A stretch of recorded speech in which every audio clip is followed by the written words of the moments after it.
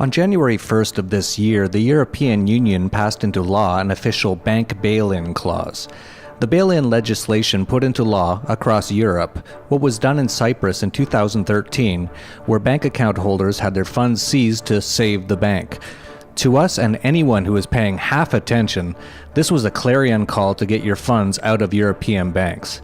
Not only was it clear that the European Union knew what was coming, but it was also clear, again to anyone paying attention, that what happened in Cyprus would happen throughout the European Union. In fact, I have said this numerous times, including last July in this interview in which I explained clearly what was going to occur and probably sooner rather than later. I said, what is happening in Greece right now is just the beginning. It will eventually happen in other Eurozone countries like Spain, Portugal, Italy, France, and in countries all around the world, including the US. As predicted, the Italian government recently moved toward bail-ins with the rescue of Banca Etruria. A pensioner near Rome wrote a note criticizing the transaction and then hung himself. The pensioner killed himself after losing 100,000 euros. The Italian Prime Minister sent his condolences, which I'm sure was well received by the pensioner's family, but defended the rescue, saying the US $7 billion program had to take place to save jobs. But about 130,000 people lost money. It wasn't exactly a bail-in, but that's probably next on the agenda. In addition to Banca Etruria, others were left with little or nothing at Cassa de Risparmio de Ferrara, Banca del Marche, and Cariccietta. How is it that so many people are so asleep that they never see these things coming until it's too late? Clearly, they are not Dollar Vigilante readers, viewers, or subscribers who understand full-fledged bail-ins are on the agenda throughout Europe. Last week, headlines broadcast the news about renewed Italian bank runs. The share price of Banca Monte dei Paschi di Siena has fallen some 50%, and the Italian stock market has now fallen 25% since the Scimita collapse that happened worldwide in late August. Of course, that's just the beginning. No doubt, Italy's instability will spread.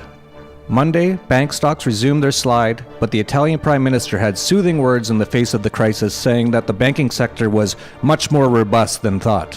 When has a politician ever been wrong in their assessment of things like this?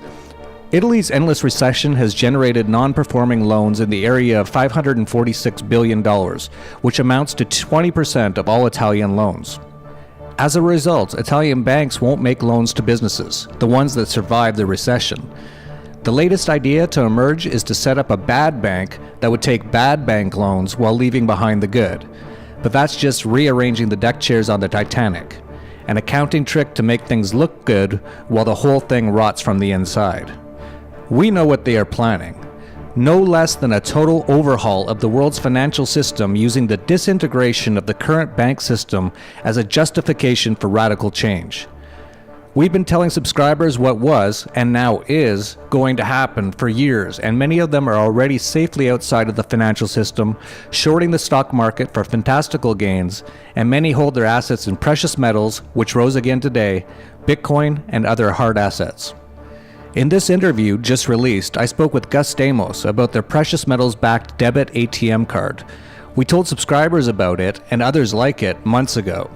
It's an excellent way to keep your funds outside of the banking system, but still have access to the funds like you would with a regular bank account.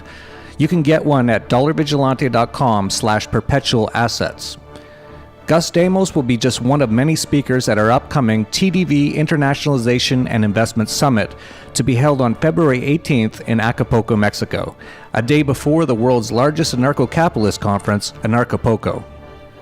Attending our summit and getting information and advice from people who know what is happening and how to protect yourself could be the best thing you do this year or any year. Bank bail-ins are coming to a country and bank near you. Are you going to wait until your bank is closed and the funds seized, like most people, before taking action? Don't wait until it is too late, like nearly everyone else. And subscribe to the Dollar Vigilante before our rates go up on February 1st to make sure you know what's coming before it does, and get actionable advice and information on how to not only protect your assets, but profit from the coming collapse.